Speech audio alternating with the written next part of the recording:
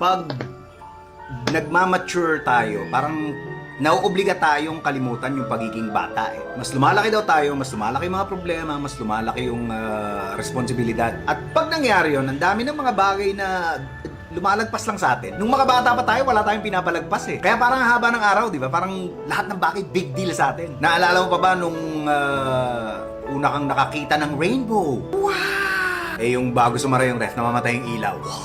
Naalala mo ba nung una kang maligo sa ulan? Nung una kang nakatikim ng chocolate? Yung nakaiga ka, tapos nakatingin ka sa kisame na may water stain, tapos parang kung ano-ano yung nakikita mo. Naalala mo nung una kang nakainom ng Coke?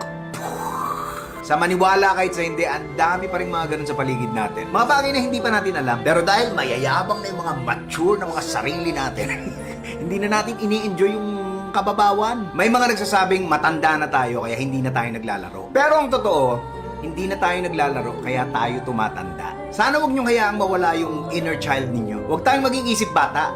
Dapat pusong bata. Para kahit gaano kaliit, kahit gaano kababaw, kahit gaano ka walang kwenta sa iba, ang importante, makahanap tayo ng dahilan para maging masaya.